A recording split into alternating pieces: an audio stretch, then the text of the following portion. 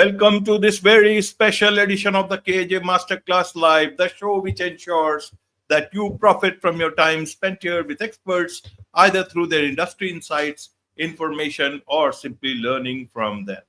And today we have Erin Davis. She is an OCD therapist, relationship coach, empowers women to get untangled from obsessive doubts, build confidence, and focus on real connection in the romantic relationships. Welcome to the show, Erin.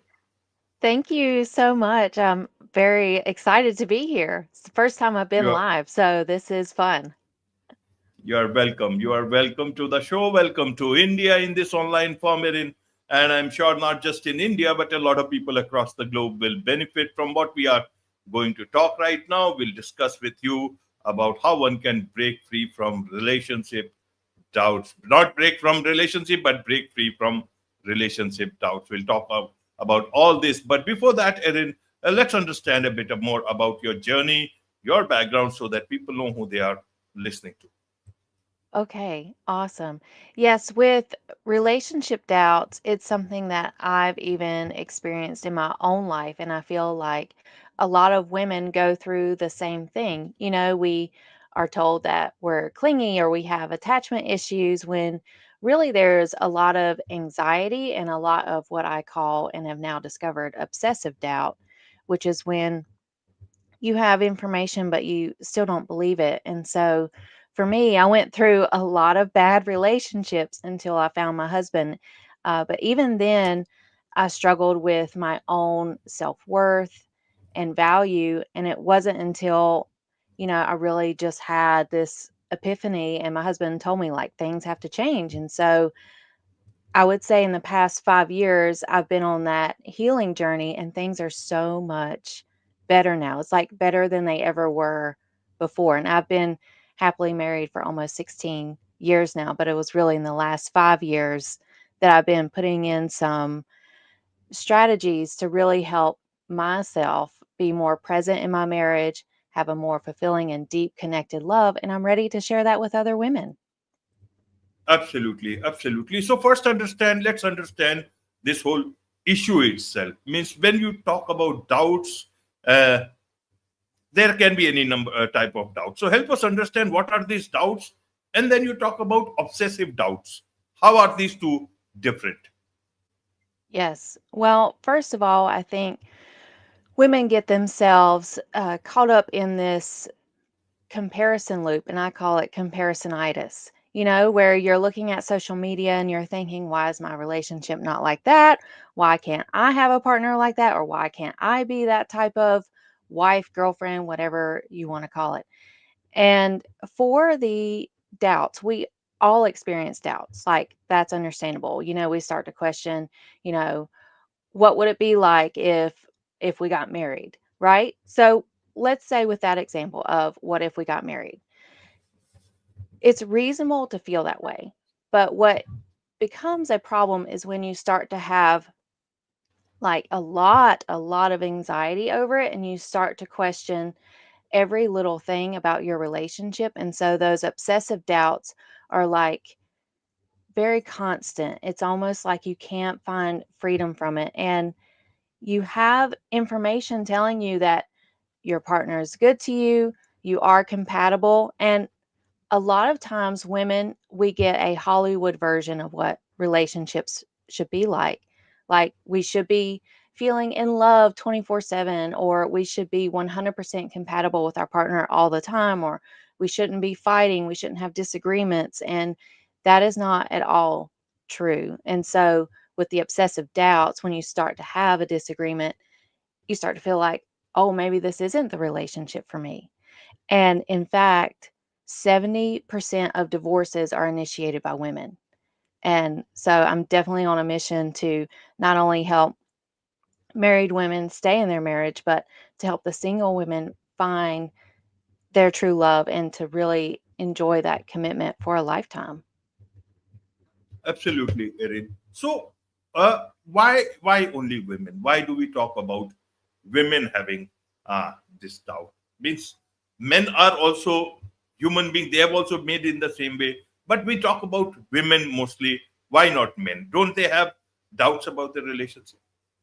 Such a great question. Yes, they do. And in fact, a lot of men, they'll even comment like on my YouTube videos and whatnot that the information really resonates or hits home. But I think because of this statistic with the divorce rate, and I mean, women tend to really get into the gossip train too, you know? So I think there's a lot of things that women can change that men don't necessarily do. I feel like women definitely have a lot more thinking going on, and men, they're pretty straightforward. Now they may experience the doubts, and there's definitely some support and help around that, especially if they're dealing with obsessive compulsive disorder. But I feel like, especially with that statistic of most of the time women are initiating divorce, I mean, that that statistic really needs to change. Right. So how what can one do? Because see, one has got intuition, one has got doubts. In relationship, something can be right, something cannot be right. So how do you ensure that you are calibrating both the things correctly, that you are not missing out on the red flags, as well as you are not creating extra doubts that are not there? How do you advise women especially to look at calibrate these things into their lives? Yes. Well, so first of all, I've got a quiz, and I'm happy to share the link with you afterwards for my quiz because on the quiz it's about, is this red flags or is it just anxiety?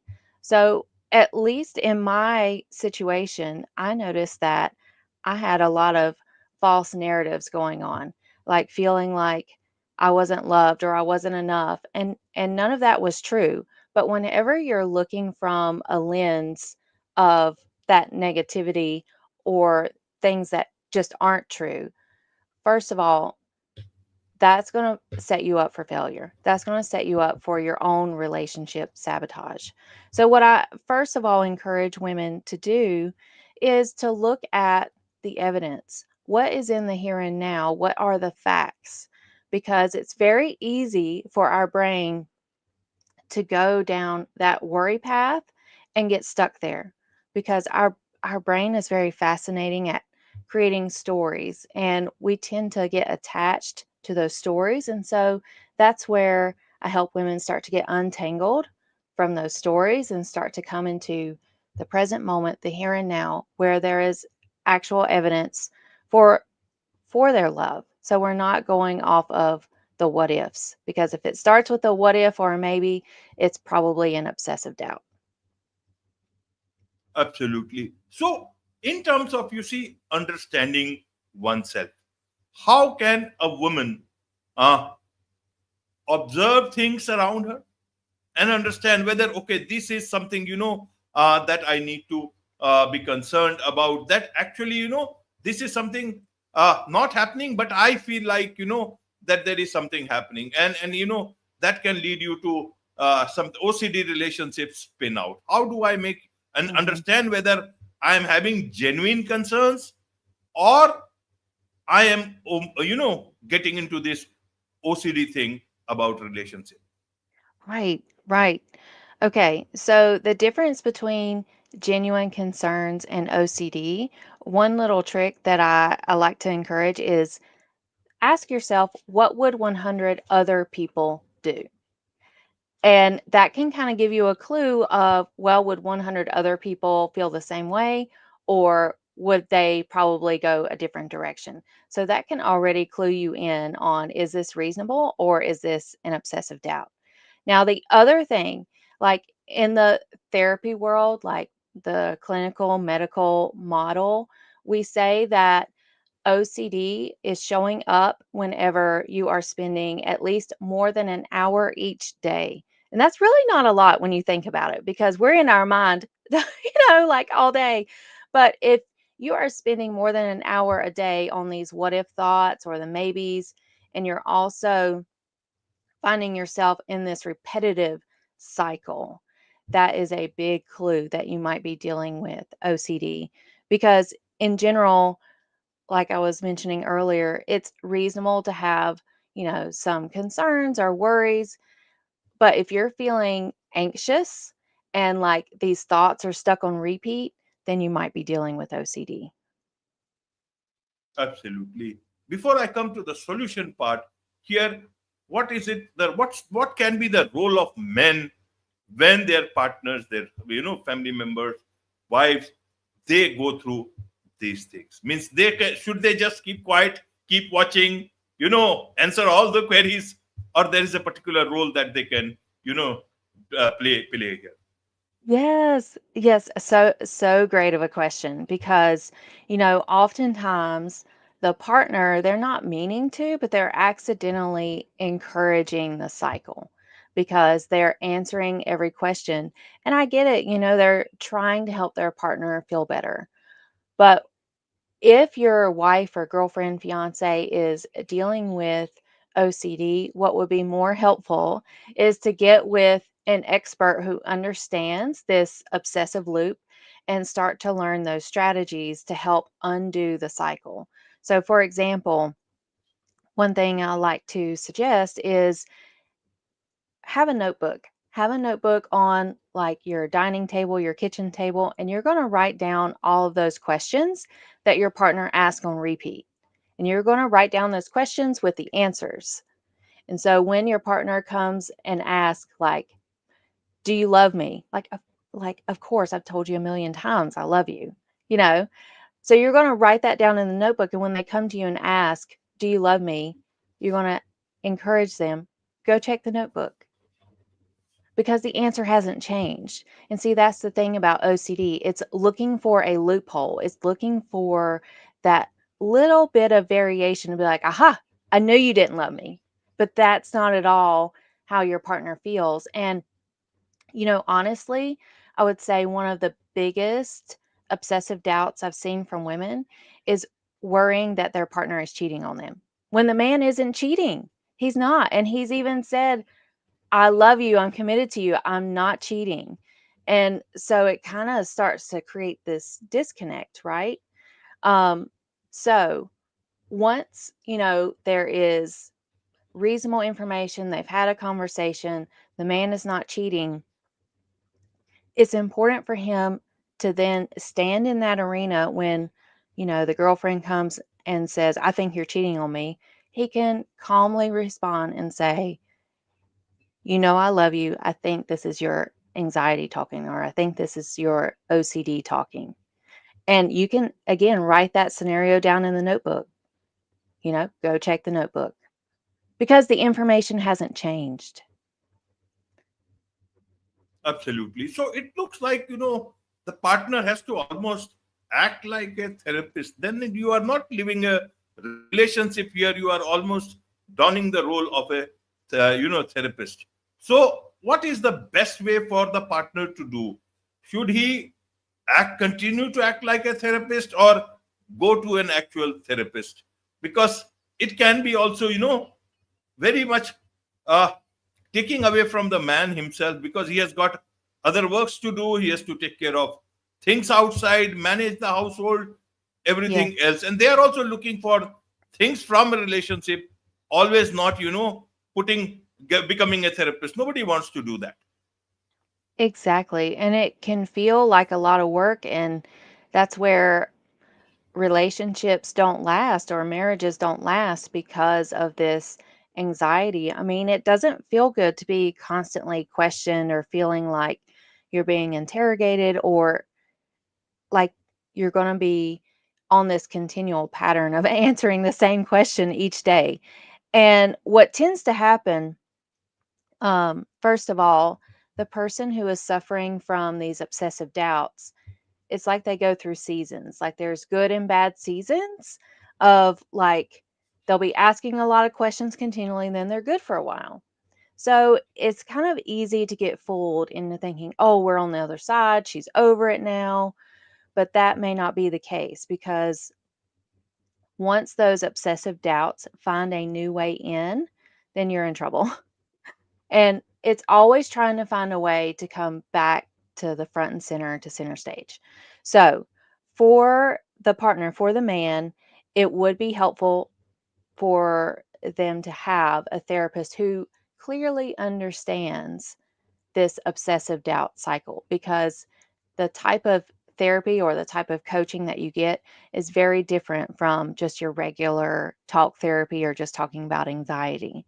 So, with the man, they can get support from that coach or therapist, and then the partner will be doing their own journey. And hopefully, once the man understands his role in that he doesn't have to answer the same question 20 times a day, he's going to start to feel much better because he can disconnect from that, knowing that he's not under any obligation to continue to answer the same question over and over. So he may find a lot of relief once he understands the strategies and the rationale for not feeding into the cycle.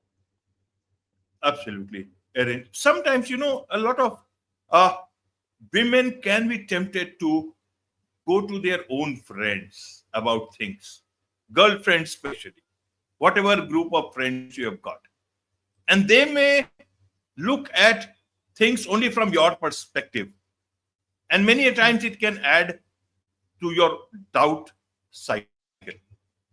What is your advice here on that? Is this a good way of doing things, or is that, or discussing things with your friends, or should it not be, rather than you should discuss it with your partner or with somebody who knows about these things?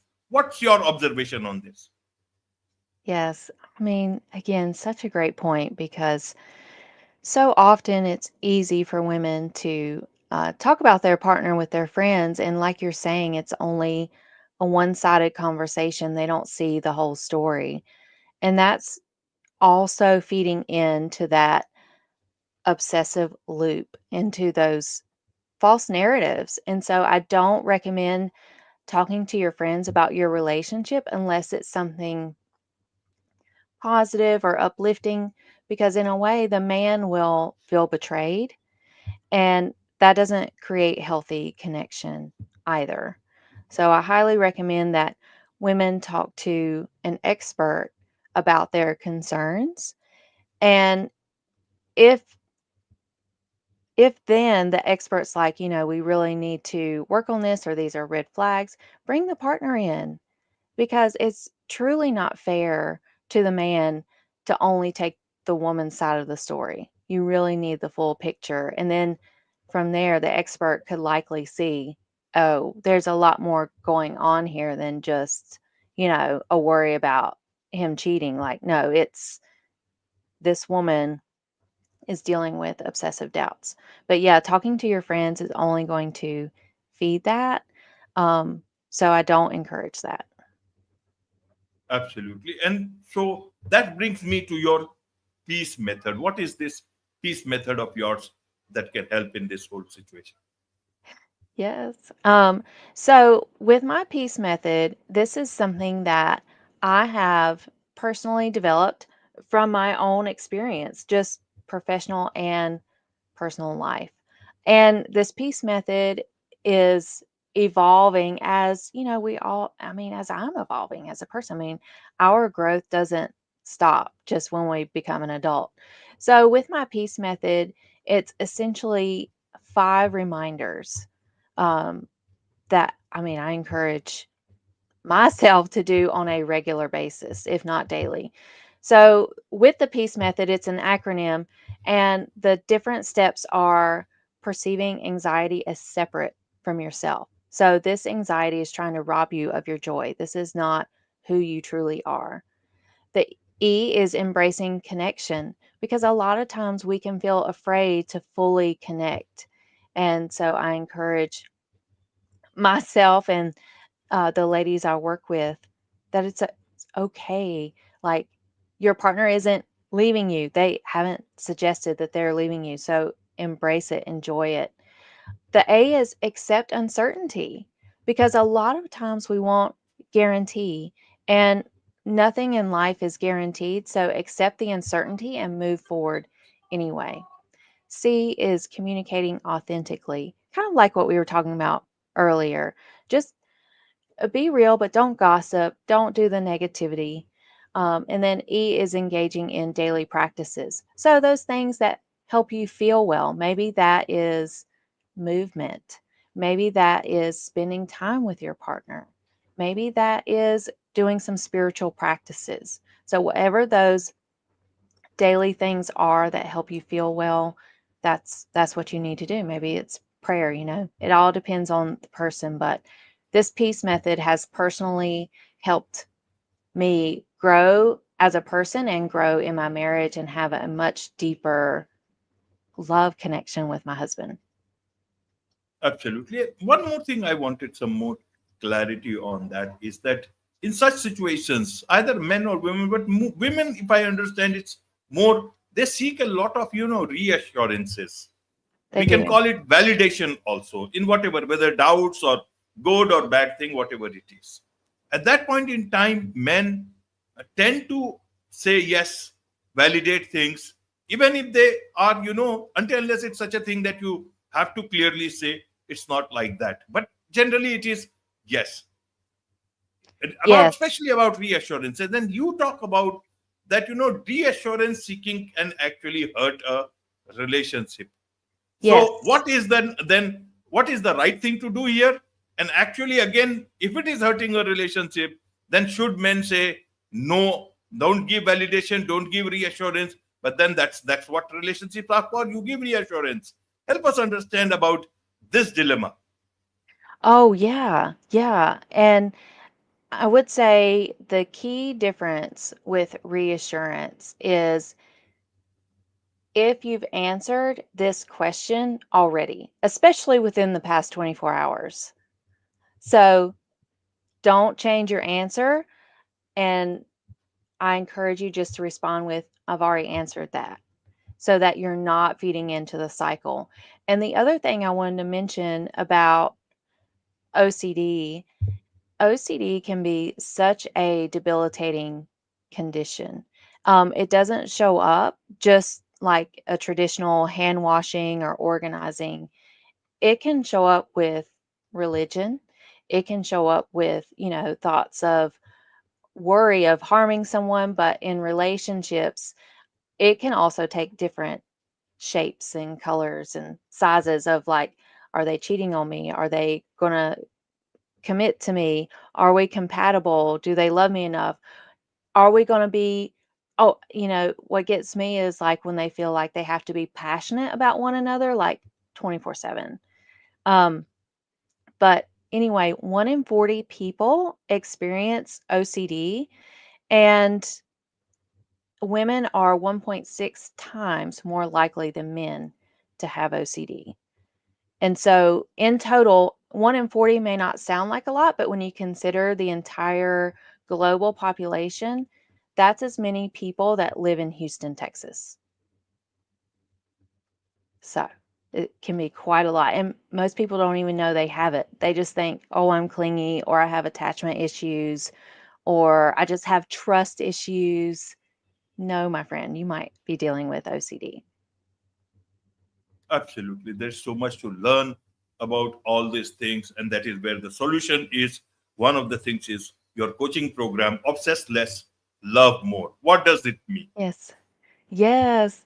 So with Obsess Less, Love More, it's a 12-week group coaching program designed to support women in that community aspect, right? Because women do love to talk to their friends and their peers.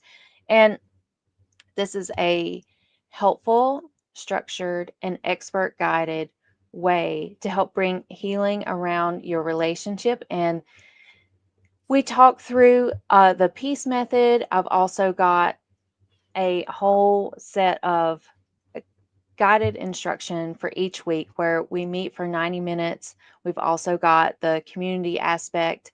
And with the Obsess Less, what we're noticing and what I help women accomplish is that they're not stuck in those worry loops. And one of my success stories, and we can call her Sarah, um, she started with me feeling like she wasn't sure that her fiance was right for her. She second guessed everything. Like, are we compatible? Like, for example, even when they disagreed on where to spend vacation, no, that would typically feel like no big deal to most people, but to her and to those that suffer with OCD and this relationship doubt, she was in a spiral of like, well, what does this mean? And like, then you start to go down like this rabbit hole of worry of like, well, maybe we aren't compatible. Maybe we're not going to get along. Maybe he's going to walk out on me because, XYZ reason. So she was stuck in a lot of doubt. And through our work together, she is now getting ready to walk down the aisle. I mean, I think her wedding is like this Saturday. And for her, she got to a place where she she even messaged me saying like, I can't imagine my life without him. How she's picking out her wedding dress without any stress. And she couldn't thank me enough. And so that is so rewarding whenever women, or anyone really, but with the women I work with, when they get to that place where they experience that deep connected love that they deserve. Absolutely, absolutely. Several times, the fault doesn't lie with the stars. Perhaps it is within our minds, and that is what we need to take care of in relationships, I guess. Yes, and if your audience would like to learn more about the coaching options, they can go to livebeyonddoubt.com. Wonderful. With this, it's a wrap on this very special edition of the KAJ Masterclass Live. Thank you so much indeed for joining us. Thank you.